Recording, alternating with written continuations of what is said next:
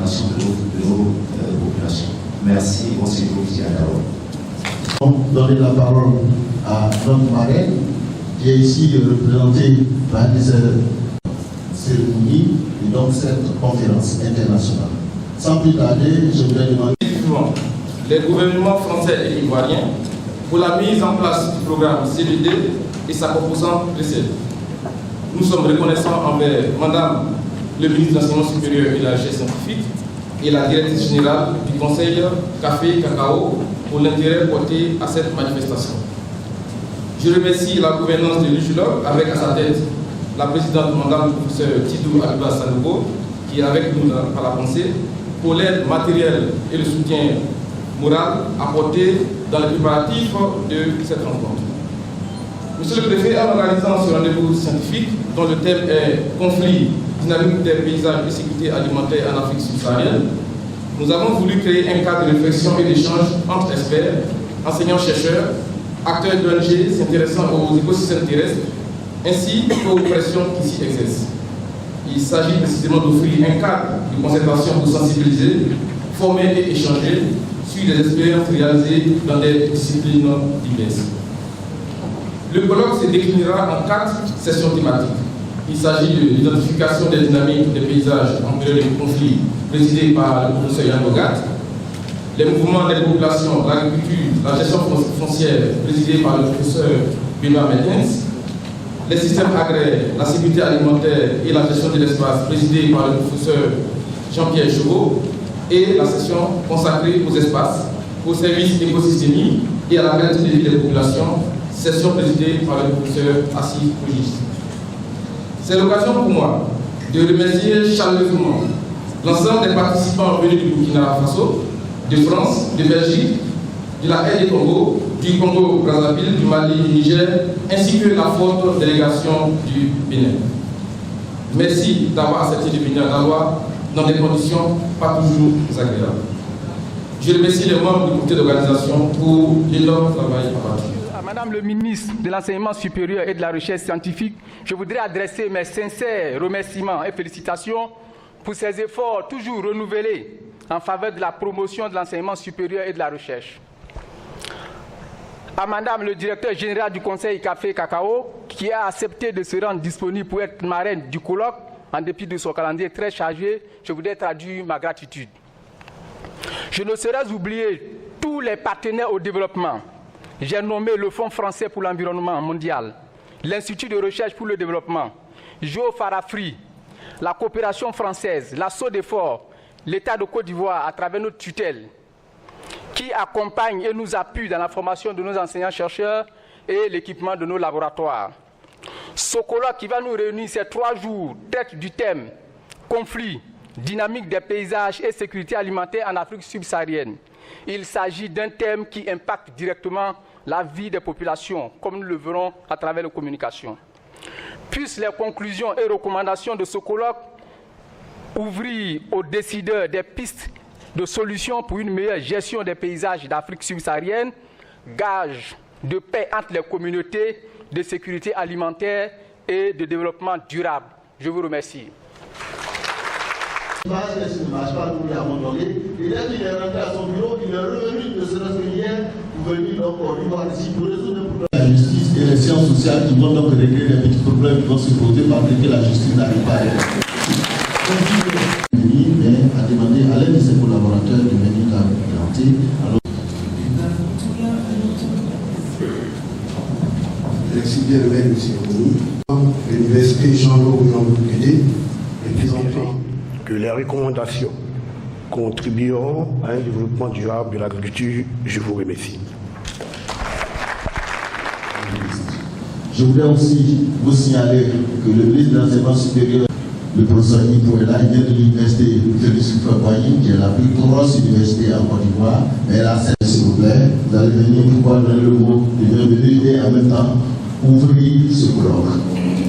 Madame la directrice du Conseil Café Cacao,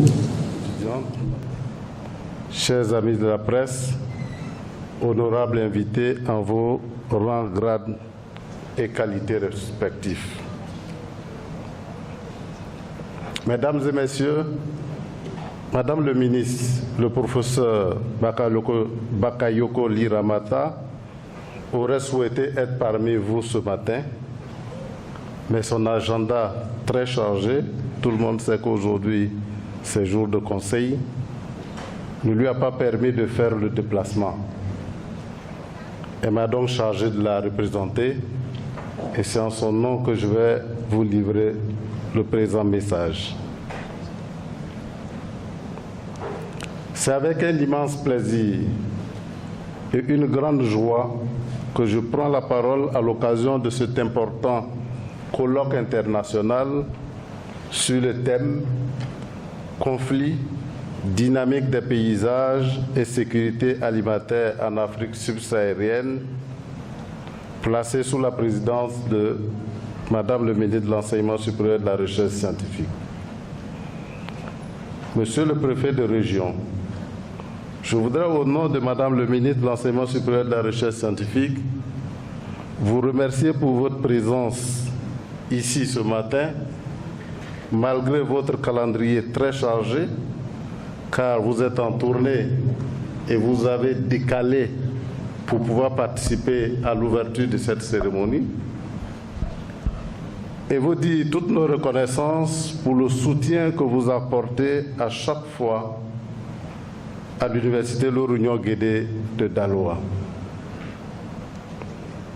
Je voudrais ensuite souhaiter la bienvenue à tous les experts et professionnels des questions de conflit, d'action humanitaire et de sécurité alimentaire venus des différents pays d'Afrique et du monde. Je voudrais également adresser mes sincères remerciements et ma profonde gratitude au professeur Tidou Abiba Sanogo, président de l'Université Jean Lorougnon-Guédé, ainsi qu'à l'ensemble de ses collaborateurs pour la marque de sympathie et d'attention et de confiance à mon égard. C'est Madame qui parle. À vous, chers invités et participants à ce colloque, je voudrais chaleureusement vous remercier pour avoir accepté de rehausser cette cérémonie de votre présence. Ce colloque m'offre également l'occasion de féliciter tous les enseignants, chercheurs et chercheurs de l'Université Jean Lorougnon de Guédé et ceux qui sont venus participer à ce colloque, qui œuvrent quotidiennement à l'amélioration du système d'enseignement supérieur et de recherche scientifique. Je vous dis merci pour toutes vos actions de soutien, combien utiles et importantes pour l'avancée de la recherche en Côte d'Ivoire et dans le monde. Je voudrais particulièrement adresser mes vives félicitations et mes vibrants encouragements au groupe de recherche interdisciplinaire en écologie du paysage et en environnement, GRIEP, un groupe régulièrement sollicité pour les grands projets d'envergure et qui développe des recherches de qualité sur des thématiques de haute importance économique et sociale pour notre pays. Je soutiens toutes les activités de ce groupe de recherche et je leur demande de continuer dans cette voie et plus encore. Qu'ils sachent que le développement écologique et environnemental de notre beau pays, la Côte d'Ivoire, repose sur les travaux de recherche de structures comme le GRIEP. Il me plaît également de rappeler la remarquable contribution des partenaires au développement qui nous accompagnent dans notre contribution à la noble ambition de son Excellence, Monsieur le Président de la République, Monsieur Alassane Ouattara, qui souhaite de tout cœur hisser notre pays au rang des nations émergentes à l'horizon 2020 et pour tous leurs apports, qu'ils en soient remerciés. Honorables invités, chers participants, ce colloque international qui s'ouvre aujourd'hui aborde des questions essentielles auxquels sont confrontés la majorité de nos États d'Afrique en général et ceux d'Afrique subsaharienne en particulier. Vous comprenez donc l'intérêt que le gouvernement accordera aux résultats et aux conclusions de cette rencontre. Nous ne réalisons pas toujours le rôle décisif que la recherche scientifique joue dans le développement économique et social d'un pays. Chers participants, la recherche scientifique est l'un des leviers incontournables de développement car c'est la clé du changement. En effet, les résultats validés de la recherche constituent une boussole pour les décideurs pour une meilleure prise de décision. La qualité des participants de ce colloque et des invités qui participent à ce colloque, à cette rencontre, rassure quant à la fiabilité des résultats auxquels nous aboutirons à la fin de ces jours de travaux. C'est donc confiant de la pertinence des futures conclusions de nos efforts durant 3 jours que je déclare ouvert ce colloque international sur le thème paysage, conflits et sécurité alimentaire en Afrique subsaharienne. Je vous remercie. Le dilemme des pays en développement. Donc ça c'est à l'entrée du colloque. Ça fait que dans ces pays, juste à côté, il y a un bâtiment. Dès que nous allons sortir, nous allons vous indiquer, les charmants hôtesses vont vous indiquer nos revenants.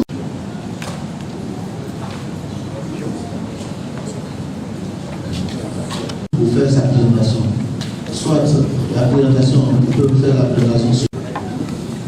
Donc l'ordre du passage, nous allons discuter l'ordre. Je voudrais vous transmettre ici les excuses du directeur général de la SODEFOR de façon formelle. Un acte cadre de collaboration le 13 octobre 2017. La SODEFOR du mois 2016, la SODEFOR et l'Université Jean-Louis Guédé se sont engagés à conjuguer leurs efforts pour étudier les opportunités de développement de l'environnement forestier. Je voudrais donc, au nom du directeur général de la SODEFOR, saluer vivement cette belle initiative du groupe de recherche interdisciplinaire en écologie du paysage et environnement d'organiser cet important colloque international qui contribue à améliorer la mise en œuvre de cet accord. Il y a une présentation qui s'implique comme suit une introduction que selon le dictionnaire ouvert, l'environnement de l'ensemble des conditions naturelles et culturelles. Pour plus de 4 milliards d'hectares, nous avons environ 1,3 milliard d'hectares de forêt tropicale réparties entre le bassin amazonien en Amérique latine pour 800 millions d'hectares, le bassin du Congo en Afrique centrale pour 300 millions d'hectares. Cette croissance est tirée donc par la culture, par l'exploitation, dont l'expansion est responsable de la moitié des destructions de forêts, selon Delcotte et la FAO. Nous voyons donc ici ce président. Le secteur agricole est donc un moteur du développement économique. La cacaoculture, dont l'impact est le plus fort, traîne 2 tiers des natifs ivoiriens, 45% de la production. Le conflit entre les parties prenantes, dont la SODEFOR, les autorités administratives, juridiques, politiques, l'action pour le futur, qui serviront de trame au plan de développement stratégique. Il faut donc changer de cap. Ivoirien et d'inverser durablement la tendance de disparition des forêts à partir de cette année 2017. De rester là simultanément d'ici 2020. Une vision qui est de faire en sorte qu'au bout de 10 ans, on puisse conserver un échantillon suffisamment représentatif des écosystèmes, l'ensemble des écosystèmes de Côte d'Ivoire dans les parcs nationaux. Donc, à la fin de la réforme, il y a eu l'adoption d'une loi spécifique au parc national. Cette loi a pour particularité de renforcer le statut juridique des parcs nationaux. Anciennement, les parcs nationaux étaient dans le domaine privé de l'État. Et cette loi transfère les parcs nationaux les réserves dans le domaine public de l'État. Tout seul prendre une décision dans ce sens. Alors, quand vous passez en revue tous ces parcs nationaux, comme je l'ai dit, les problèmes, quelques indiqués dans lesquels il y a plusieurs conflits qui peuvent naître au niveau de la gestion des parcs nationaux. Et la crise de 2002 nous a donné la preuve, puisque quand la Côte d'Ivoire a été divisée en deux, tout le Nord n'avait plus d'administration. Donc, le parc national de la Maroué, le parc national de la Comoué et tous les parcs de montagne de la zone ouest ont été filtrés par la population. Ils ont été exécutés dans des aires protégées, notamment à la Comoué, au Banco et à Taï. Et les réponses, comme vous le savez,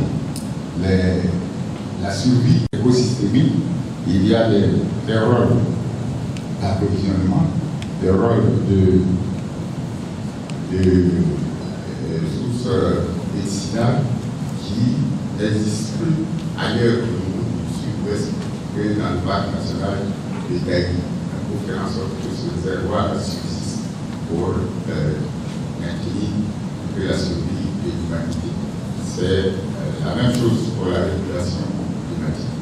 Donc, nous pensons que les parcs nationaux ont un grand rôle à jouer. À ce titre-là, nous collaborons avec toutes les institutions de recherche. Nous venons de signer une convention avec l'université Jean-Claude Bédé.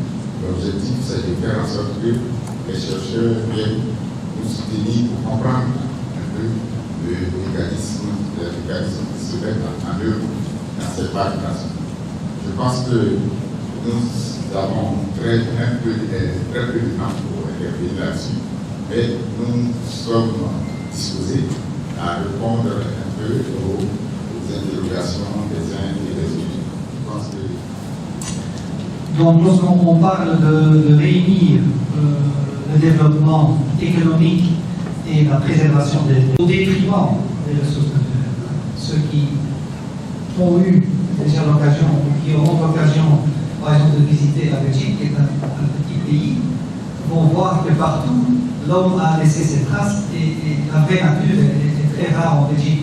Nous avons connu un développement économique très fort, mais c'était au détriment des ressources naturelles. Donc il ne faut surtout pas, de façon aveugle, copier ce genre de débat. Ça, c'est quand même une première question. Une deuxième concerne quand même les principes des économistes. Je ne suis pas un économiste moi-même, je suis un écologue, et leur vision à propos de l'économie. Les économistes basent la plupart de leurs actes, de leurs actions, de leurs stratégies sur la croissance éternelle de l'économie.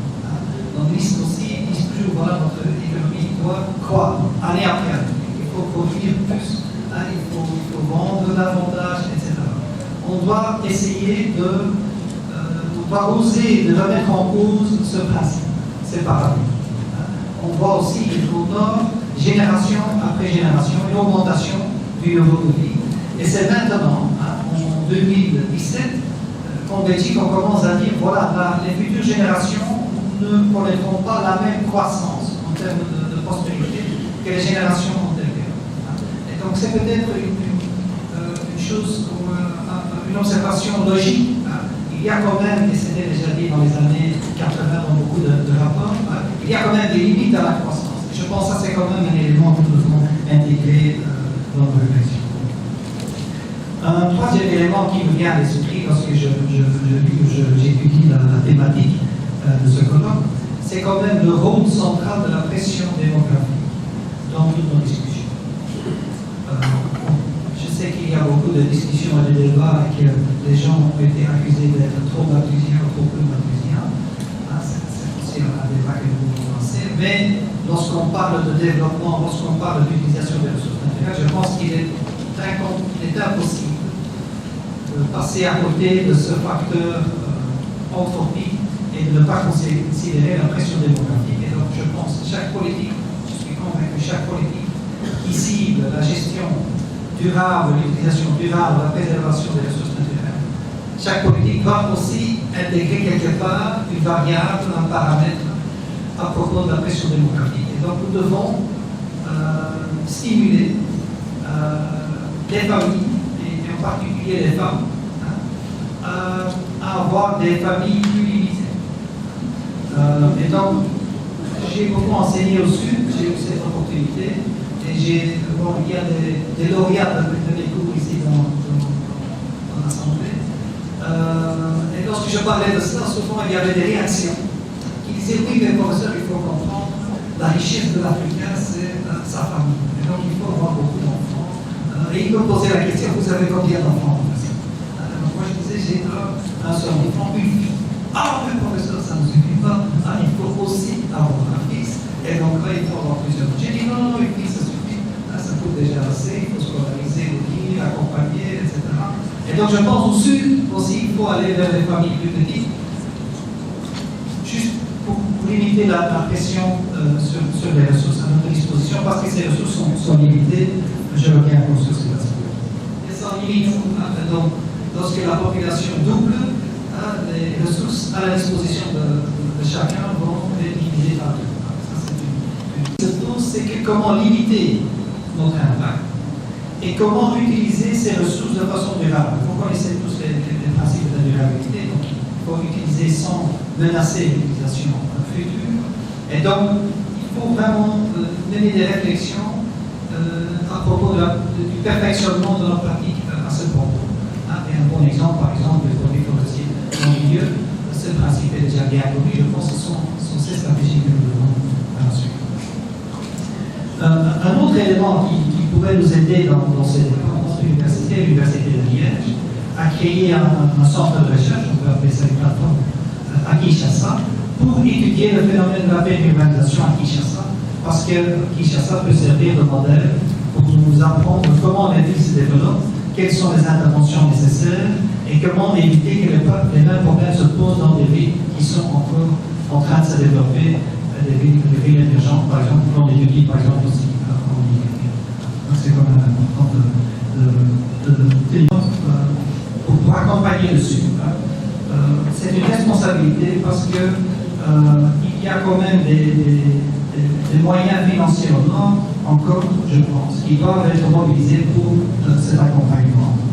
Et donc je parle en particulier de la coopération au niveau de l'enseignement supérieur, qui peut quand même aider le Sud, accompagner le Sud à faire les bons choix.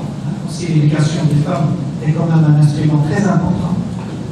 Nous savons que lorsque les femmes ont accès à l'enseignement supérieur, elles vont se marier plus tard, et aussi ça va automatiquement mener à des familles de taille plus limitée, et donc avec tous les avantages que ça donne. En plus, logique, c'est l'étude, c'est la science. Je pense qu'il est important que les agronomes, biologistes, sociologues, géographes, architectes, etc., se mettent autour d'une table pour développer des réflexions. Comment intégrer la variable espace, la variable terre dans nos réflexions. Et par exemple, comment intégrer ces variables dans la question comment réunir développement économique et donc préservation des ressources. Voilà. J'ai fini. Merci, monsieur. Merci. C'est OK. Donc, je voudrais comme Yann et la protection de l'environnement.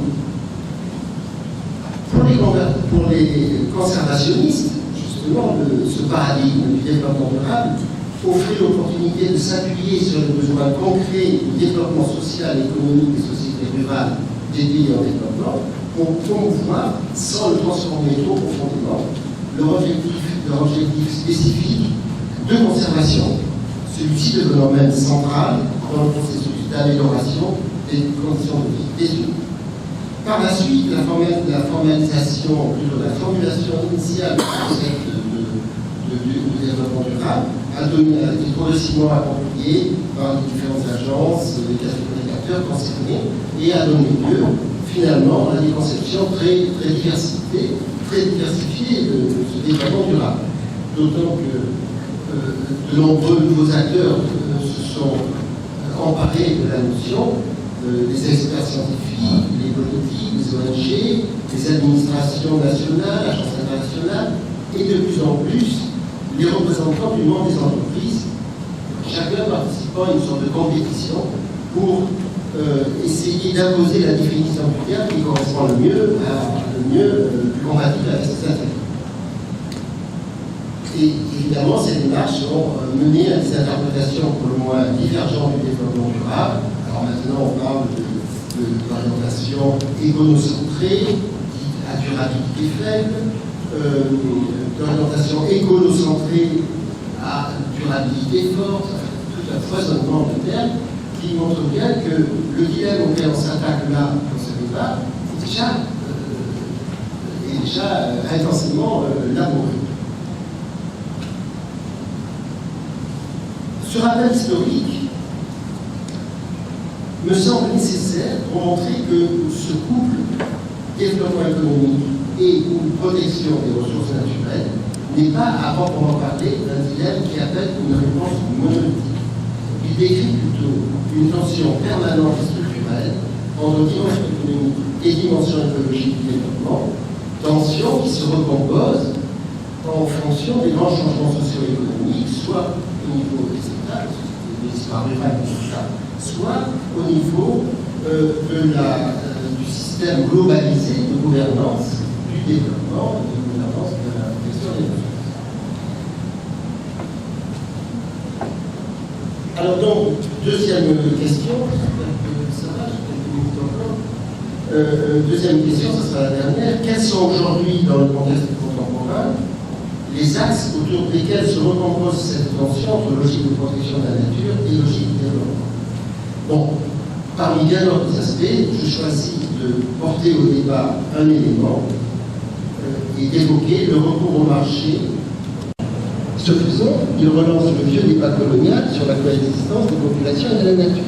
De manière, pour conclure, ce que l'on désigne parfois comme la marchandisation de la nature met donc en évidence un aspect. Alors, ce pays, nous l'avons rencontré à plusieurs reprises et à plusieurs occasions, dans d'autres occasions aussi solennelles que celle-ci. Quasiment au terme de ce programme, je tiens à dire merci à toutes les équipes. Merci également à toutes les délégations qui ont fait le déplacement en Belgique. J'ai fait mes études à l'ULB, mais j'étais en géographie. Mais j'étais très souvent dans le département. Merci également aux étudiants et à... Zerbo Roger, je suis sociologue, je suis originaire du Burkina Faso, je suis chercheur à l'Institut des sciences des sociétés et j'interviens également à l'université Joseph Kizerbo. Voilà. Bon, je suis venu ici dans le cadre du colloque international sur les dynamiques foncières en lien avec les conflits et la sécurité alimentaire. Voilà. Donc je suis membre de l'équipe qui a géré ce projet depuis bientôt 3 ans. Pour vous, ce projet est important? Personnellement, c'est important parce qu'il s'agit de réfléchir sur la pression anthropique que les gens exercent sur l'environnement et en même temps quelles sont les questions qui se posent en termes d'exploitation des ressources agricoles et assurer la sécurité alimentaire. Et la dimension aussi importante aussi, c'est de voir en période de conflit, qu'est-ce qui se pose, comment ça se passe en termes de pression foncière sur l'environnement et la protection de l'environnement et la sécurité alimentaire. Voilà.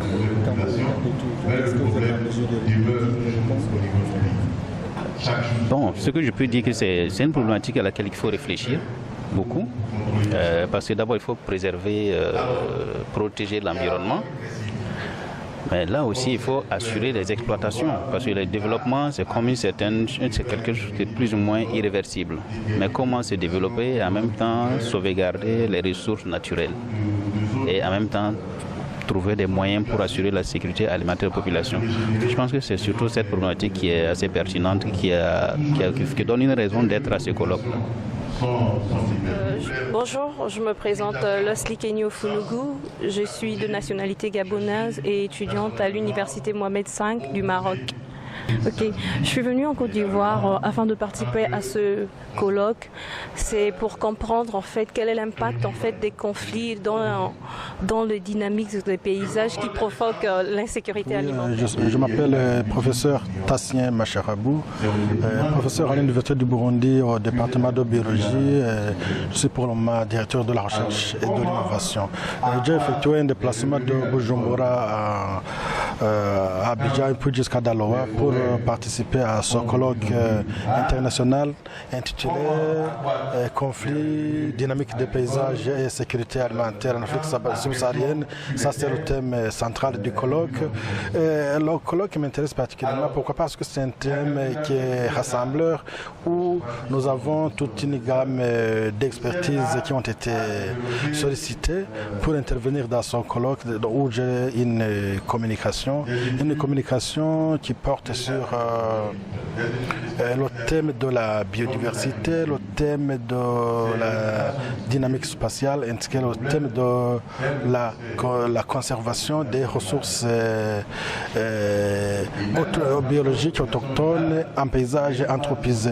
Et bien, à travers ce colloque, il y aura partage des principaux résultats de la recherche à travers des panels de discussion, des présentations orales et des posters où, à travers ces présentations, justement, on va partager nos expériences et nouer aussi des liens de réseautage et de collaboration.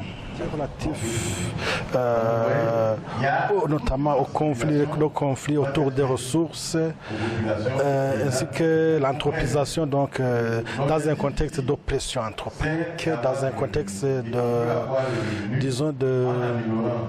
de ressources qui sont limitées, donc m'intéresse particulièrement. Et puis on doit donc, en tant que chercheur, on doit analyser tous les contours qui entourent toutes ces questions et proposer des stratégies pour concilier la conservation, donc pour concilier la gestion des ressources naturelles et le développement durable. Vous avez la parole, vous avez le micro et vous avez des choses à dire. Merci, monsieur le maître de cérémonie. La promotion des énergies renouvelables. Alors, tout à l'heure, il avait dit que j'étais le président des partenaires. Je pensais que j'allais me dépasser. Pour moi, c'est développement économique et préservation des ressources naturelles. Parce que le groupe ne me paraît pas pertinent. Parce que le développement économique, c'est des richesses, source d'amélioration des conditions de vie des populations et facteurs de stabilité et de paix. Plusieurs mécanismes existent pour atteindre le développement économique et ces mécanismes varient d'une région géographique à une autre ou d'un pays à un autre. De façon globale, le développement économique des pays africains s'est accompagné d'une dégradation excessive des ressources naturelles et même d'un épuisement de certaines d'entre elles. En effet, le développement économique nécessite l'utilisation de très grandes quantités de ressources naturelles pour satisfaire le plus grand nombre de populations. Or, ces ressources naturelles ne sont pas malheureusement disponibles de façon illimitée. La forêt, les minerais, la faune. Un adage dit que quand on va à la guerre, on y va avec les moyens dont on dispose. En 1960, au moment de notre accession à l'indépendance, les seules armes dont notre pays dispose. En effet, la terre a servi à la mise en place d'une agriculture extensive pour la production. En effet, en 1960, la Côte d'Ivoire comptait, comme l'a dit le représentant de la SODIFOR, environ 16. Il n'est pas trop qu'à concilier notre développement économique et la préservation des ressources naturelles. Mais pour cela, il faut qu'une volonté politique et une vision claire soient affichées par les dirigeants pour inverser les tendances actuelles auxquelles la Côte d'Ivoire est partie. Il y va de la satisfaction des besoins des générations futures. Il a parlé de l'Ouest où ils en avaient récupéré pour la protection, la mise sur pied était en cours, et également des aires de taillis. Mais qu'en est-il des aires protégées dans le nord? Dans l'approche du développement durable, peut expliquer la permanence finalement des tensions entre les différents éléments qu'on a évoqués tout à l'heure. Une deuxième question que je voulais la poser à M. Assis Kodis. Il a évoqué la question de l'inapplication des lois, des mesures qui sont souvent prises par le gouvernement, notamment la répression, l'encadrement des populations qui qui ne marche souvent pas. Est-ce que vous avez des explications à ce constat? Et surtout, est-ce que vous avez des éléments de solution? Qui ne tient pas compte forcément de ce que fait le voisin. Donc, j'ai pour exemple des reboisements que la SO d'effort a eu à réaliser en utilisant par exemple du terminalia. Lorsque vous promenez, vous allez vers Tiasalé par exemple, vous constatez que tout est en train de mourir sur pied. Cela veut dire en clair que ce sont des actions qui ont été menées sans tenir compte surtout de la recherche. Là devient ma question. Le représentant de l'OIPR a parlé tout de suite, tout à l'heure, des conventions qu'ils sont en train de signer avec les universités. Je sais qu'il y a eu une convention avec l'université Félix Houphouët-Boigny. Il y en a tout à l'heure, j'ai entendu qu'il y a aussi une convention avec l'université Jean-Bourdion-Pédé. C'est la convention avec l'université Félix Houphouët-Boigny date d'un peu plus d'un an. Et le professeur Joseph Kassi-Kolif a réagi. Pour lui, je n'ai pas compris son propos, je veux comprendre. Est-ce qu'il dit que la démographie ne doit pas être envisagée comme un frein, ou elle ne peut pas être envisagée comme un frein en Afrique ou en Côte d'Ivoire? Je pose cette question parce qu'il a évoqué lui-même qu'il faut encadrer les populations. Si déjà le peu qu'il y a là, on n'arrive pas à encadrer, est-ce qu'il n'y a pas un besoin de limiter déjà? Et aussi, j'ai lu très récemment la classification de la Côte d'Ivoire, l'IDH, c'est fait. Je crois 152e ou 150, si je ne me trompe pas, non comme un frein de développement, au développement. Et est-ce qu'il n'est pas mieux de prudent de reconnaître qu'il faut réguler? C'est vrai, la politique matricienne a montré ses limites. Merci. Dans notre pays, et plus spécialement au Burundi, c'est que les politiciens ne tiennent pas doter le discours. Par exemple, chez nous, à la veille des élections, aucun politicien ne peut lancer un message qui a un rapport avec la sensibilisation à la conservation. Il y a chaque fois, quelques années, il a pour l'agriculture afin que la population puisse se développer. Alors, et les politiciens, comme ils doivent attirer la sympathie des électeurs et la population. Est-ce que de plus en plus vous allez vers la création des réserves volontaires? Parce que si les populations ont elles-mêmes des mini-forêts pour pouvoir prélever ces réserves-là, je pense que la pression sur les ressources naturelles dans les réserves naturelles comme les parcs nationaux seront un peu moindres. Au professeur Yann Boga, je souhaite qu'on puisse revenir sur l'utilisation, en fait, l'organisation des zones périurbaines. C'est quelque chose que vous avez noté. Il est vrai que de plus en plus nos villages deviennent des villes, de grandes villes, et on se rend compte qu'en zone périurbaine, il y a toujours de l'agriculture. Est-ce que vous avez des exemples d'organisation de zones périurbaines à développer, et puis surtout savoir un peu comment est-ce qu'on peut organiser ici nos villes et nos villages pour diminuer la pression anthropique sur les forêts autour. Modestement, que les politiques publiques et toutes ces structures publiques acceptent qu'elles ont une part de responsabilité. Il y a une longue histoire de déforestation en Côte d'Ivoire avec un plein soutien des politiques publiques. Donc ce n'est pas du jour au lendemain que les politiques peuvent se présenter comme arbitres et au-dessus de la mêlée. Les politiques publiques doivent commencer à nettoyer dans leur propre cours.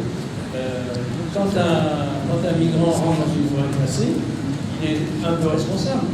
Et la politique publique qu'il a laissé, qu'il a encouragé à rentrer, est très responsable. Et tous les acteurs. Et l'industrie chocolatière qui achète le cacao aux paysans et qui est très content de le transformer et de faire sa forêt. Et derrière, pour rejoindre aussi ce que dit Jean-Pierre, derrière les bonnes intentions il y a la réalité complexe, extrêmement complexe. Aujourd'hui, on parle des grumiers qui circulent dans toute la Côte d'Ivoire. Je n'ai pas de statistiques nationales, mais une grande partie de ces grumes, elles viennent des plantations, de certains planteurs qui ont conservé des arbres dans la forêt. Elles viennent plus de la forêt.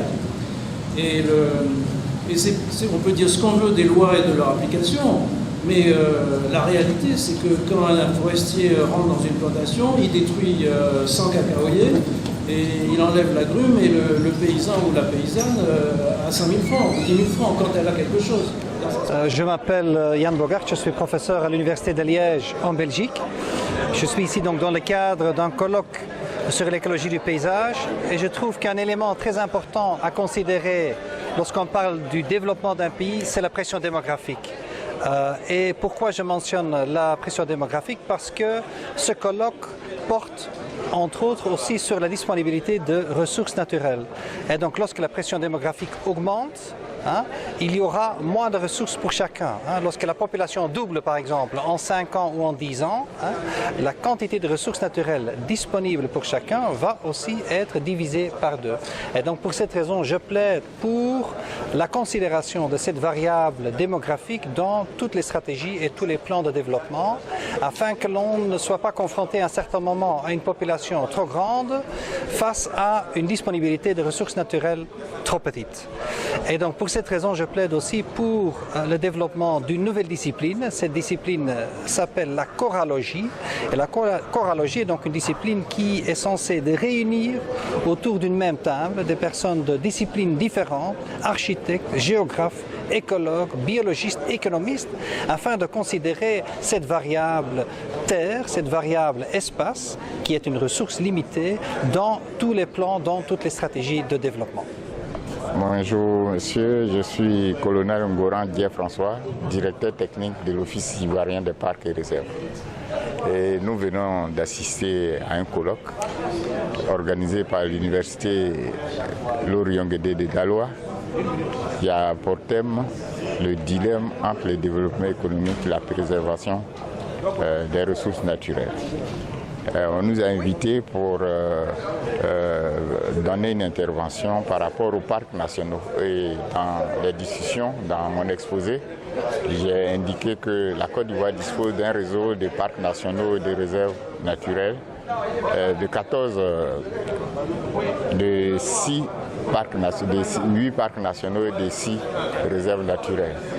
Et quand vous regardez de près, ces espaces naturels, comme le parc national de Taï, où on a mené plusieurs études à la Como et au Banco, on se rend compte que ces écosystèmes naturels jouent un grand rôle au niveau humain. Les rôles que nous fournissent ces espaces sont de plusieurs ordres. Entre autres, des rôles d'approvisionnement, des rôles de soutien, et des rôles culturels et j'en passe. Donc quand vous regardez le parc national de Taï, qui est situé dans le sud-ouest ivoirien, qui a aujourd'hui produit environ 40% du cacao ivoirien, le parc stabilise le microclimat, il maintient le réseau de rivières, il abrite un certain nombre de faunes et surtout des plantes médicinales qu'on ne trouve plus nulle part dans la sous-région.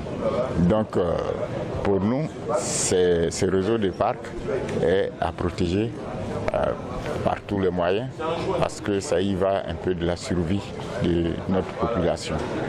Au Banco, le Banco est installé en plein cœur d'Abidjan et il permet de nettoyer en quelque sorte la ville, entre guillemets, parce que les véhicules au niveau de la ville d'Abidjan produisent beaucoup de gaz carbonique, il y a beaucoup de poussière, donc cette forêt-là sert un peu de poumon en captant l'essentiel de ces gaz toxiques et il protège aussi la nappe phréatique qui est un peu la source de la consommation de toute la population au niveau d'Abidjan.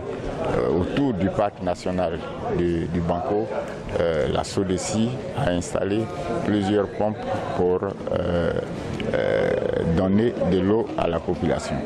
Donc c'est un colloque qui nous a été qui nous a beaucoup intéressé. Ça nous a permis un peu d'expliquer le rôle indispensable que jouent les parcs nationaux au niveau même de la survie de l'humanité, de la Côte d'Ivoire. Merci. Qui était en guerre pour livrer la demande armée.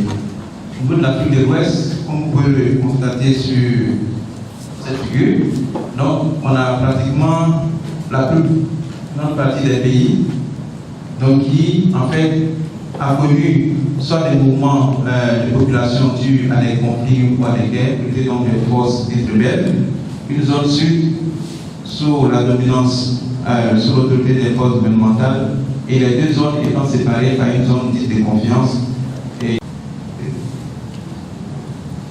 Donc notre étude avait pour en fait de mettre en évidence donc, et nous avons donc émis comme hypothèse que la crise politico-militaire a accentué la dégradation et la dépréciation des aires protégées. Et au niveau des parcs, on a le parc national des Banco qui est situé au niveau d'Abidjan.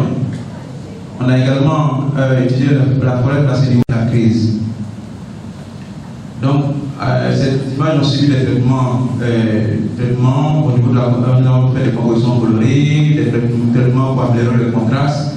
Avant de procéder à la zone du sol, on voit donc que dans cette forêt, pratiquement une bonne proportion de forêt dense a été transformée en jachère et culture. La forêt secondaire s'équilibre. Donc, tout à l'heure, on va en arriver à l'explication. Au niveau des différentes forêts que nous avons pris au centre, forêt de Songo et de Mapa, aussi, il y a eu des différents changements qui sont opérés, mais principalement dans ces forêts, c'est des forêts galeries qui ont été dans ces forêts placées, donc on a une formation de forêts galeries. L'évolution des différentes classes dans chacune des aires protégées. Donc, comme on a eu à le dire, au niveau des forêts, dans le parc national du Banco, on a une grande stabilité qui a été constatée. Et dans la zone savanicoles, par contre, ici, on constate aussi l'augmentation. Le choix des classes n'a pas été fait de façon fortuite, et cette classification nous a permis, en fait, en réduisant le nombre de classes, de pouvoir avoir une carte avec une légende qui est acceptable. Parce que nous avons pu voir que le coefficient des CAPA était déjà supérieur à 0,8, et cela était dû au nombre de classes réduites et à la connaissance diminuée. Et la cinématique, suivant les locations, suivant la location géographique, a montré que les zones de savane avaient plutôt subi une augmentation des surfaces forestières. Et cela pouvait être soit dû à les forêts galeries ou encore des renforcements pour les bas-fonds. Au niveau du parc national d'Angomé, on avait une augmentation de la savane et une réduction des zones agricoles. Dans un tel contexte de forte anthropisation, quels sont les types de dégradation de la forêt et face à celle-ci, quelle est la diversité floristique? Pour répondre à une telle question, nous nous sommes fixés comme objectif d'analyser l'état de dégradation de la forêt classée du massif. La méthodologie mise en place a commencé par un découpage de notre zone d'étude en 3 sous-zones que sont le nord, le centre et le sud. Ce découpage a été fait sur la base selon laquelle ces 3 zones présentent des paramètres géomorphologiques différents. Bois de chaux, logement qui impactent négativement l'environnement. Ainsi, au niveau forestier, la Côte d'Ivoire a perdu plus de 67% de son couvert forestier des années 1960 et elle s'inscrit parmi les pays ayant l'un des taux de déforestation les plus élevés au monde.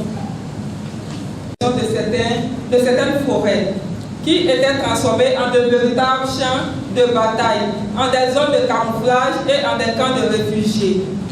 Durant cette période de conflit, l'Ouest et le Centre-Ouest de la Côte d'Ivoire ont connu les pires conséquences humanitaires et environnementales. cette forêt classée Rio Sandra a été infiltrée pour la mise en place de la cacaoculture, pour les exploitations illicites du bois d'œuf et dans le même temps stagiaire à l'Institut Richer qui traite des maladies à transmission vectorielle Côte d'Ivoire. Nous avons l'espace qui représente le sol nu. Et nous voyons que le cacao représentait déjà en 1986 58% du taux d'occupation du sol dans cette zone. En 2002, nous voyons que la forêt a pratiquement disparu dans la partie ouest de la zone et nous ne retrouvons que de la forêt dans la partie ouest de la zone. Je travaille aussi sur la dégradation et il semble qu'il n'y a pas une unanimité au niveau des experts sur la définition même de la dégradation forestière. Je voudrais savoir quelle est la part. Donc, est-ce que vous avez pris en compte les différents rapports FAO et autres où l'on fait part de plusieurs définitions de la dégradation? À la conclusion, on arrive à dire qu'il est très difficile finalement de dire c'est quoi la dégradation forestière. Là, on a suivi une série de présentations qui abordent la thématique de la dégradation. Ma question est la suivante. Sur quelle base bibliographique, quelle est la base bibliographique que vous avez, sur laquelle vous êtes appuyé pour faire vos études? Et la deuxième question est la suivante. Est-ce qu'en fonction de cela, vous avez une définition propre de la dégradation forestière? Est-ce que l'exploitation forestière est un indice de dégradation dans une forêt classée? Le mieux, la flore originelle sont les exploitations forestières et les feux de brousse. C'est parce que qu'est-ce que je dis par là? Merci. Question démographique et sociale. Question ou observation. Moi aussi, je suis tenté de dire qu'il y a une accélération dans le rythme de déforestation au cours de la décennie de conflit. Mais la dernière communication, surtout sur Miyachi, nous confirme qu'il faut faire très attention. Il y a accélération peut-être dans les zones où il y a eu une migration. Donc, par exemple, le parc de la Maraoué a été balayé entre 2002 et 2012. Mais par contre, si on prend l'ensemble de la zone forestière ivoirienne et même l'ensemble du sud-ouest ivoirien, on n'a pas une accélération. Les rythmes de défrichement et de migration étaient de 20% par an dans la région de Soubré dans les années 70-80. Ils n'ont pas suivi à ce rythme. C'est dans certaines poches de forêt qu'on a pu avoir une accélération, mais sur l'ensemble du sud-ouest, on est resté à des rythmes annuels en moyenne légèrement en dessous, je pense, à débattre. Sur la définition de la dégradation forestière, est-ce que vous avez une réponse? Ok, il faut dire qu'il y a plusieurs définitions qui sont retenues pour la dégradation, mais celle qui est couramment reconnue. Merci. La deuxième question était aussi pour la deuxième communication. Côte d'Ivoire sont autorisés pour l'auto durable que les intervenants proposent pour pallier à ce défi qui concerne notre pays. Merci beaucoup. Merci. Il y a eu plus de transects dans le sud que le nord et le centre. Au point où ce nombre de transects n'a pas influencé les résultats. La question, est-ce que dans la mise en place de ces transects-là, on ne peut pas faire en sorte que ce soit équitablement réparti sur les trois zones pour éviter donc une soupçon d'influence? Les recherches que nous faisons actuellement, un constat est fait et oui, la forêt disparaît. Et elle disparaît pas parce que c'est pas pour des raisons qui sont mauvaises pour l'humanité, parce qu'il faut bien que l'humanité se nourrisse. Toutes les cultures qui se font sont utiles à l'humanité. Alors la question c'est comment faire pour en même temps subvenir aux besoins de l'humanité et conserver aussi ces espaces qui procurent aussi des services qui sont utiles au maintien de l'espèce humaine. Et particulièrement dans les pays pauvres. La pression démographique, la pauvreté et le choix d'objectifs d'exploitation à court terme au détriment de ceux à long terme sont